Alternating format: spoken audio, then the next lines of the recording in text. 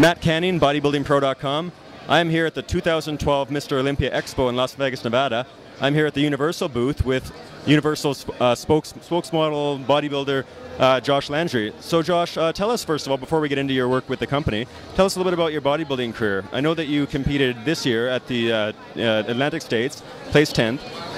Then competed also in the Junior Nationals. Yes. Based on pictures that I've seen of you, you look like you were not only a Junior Nationals competitor, but in my opinion, somebody that I would expect on the national scene in that class. Yet your placings didn't exactly reflect that. So could you tell us a little bit about those two contests? Yes. Well, at the Atlantic States was my first show this year, and I feel like I honestly looked my best at the Atlantic States. It's only my second year competing. So I'm still trying to get everything, learn my body, learn what works for carbing up. At the Atlantic States, I used sweet potatoes for a carb up, and I don't think it worked as well for me. It was hard to digest. But I felt like I looked my greatest at the Atlantic States.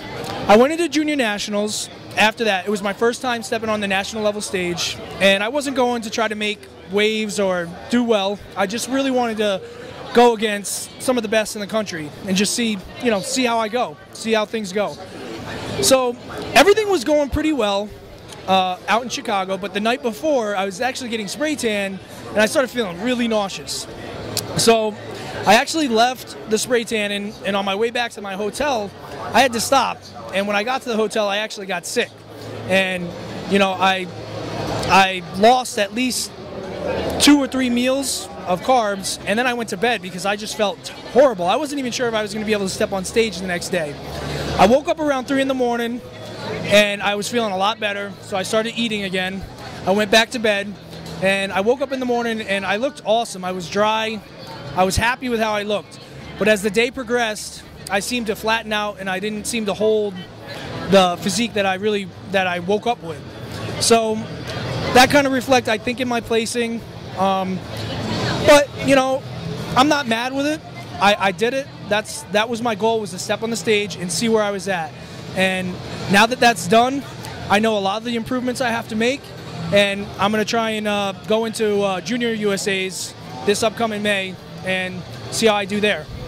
I think you'll do pretty well. Actually, looking at the pictures, the Universal ones, or the ones that I saw one that looked like a Universal ad, but it wasn't. Yeah. And it looked great. And I have to say, like I said, I think you look like somebody who could do well at not just the Junior Nationals in USA, but at the actual Nationals. And I was very impressed with those pictures. So I could see why Universal wants you. The group of guys that they have are really popular with the fans, so they picked you for a good reason. Yes. I feel very blessed. I've wanted to work with Universal since I started bodybuilding. I mean, I'm talking like 10 years ago. This was the company I always wanted to work with. It was like a fantasy. I said if I could ever get that far to work for Universal, that was who I wanted to work for.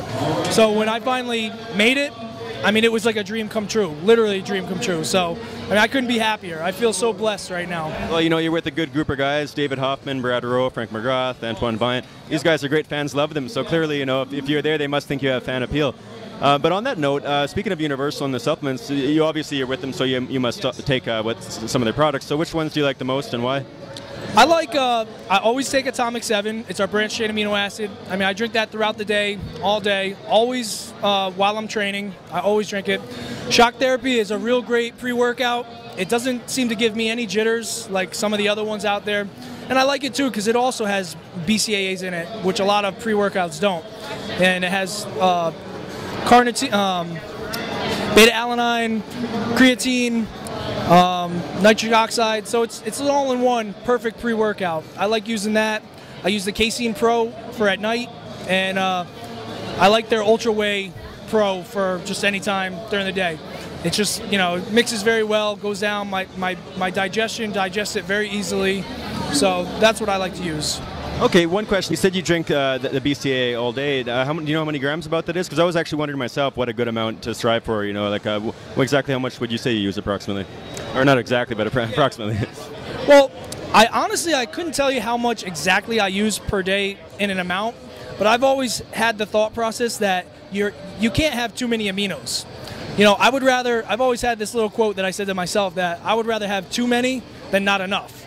If I'm going to waste a little bit, that's fine. I'd rather waste a little bit, but still be able to recover and build the optimal amount of muscle I can. So If I'm taking it all the time, then it's like a win-win situation for me.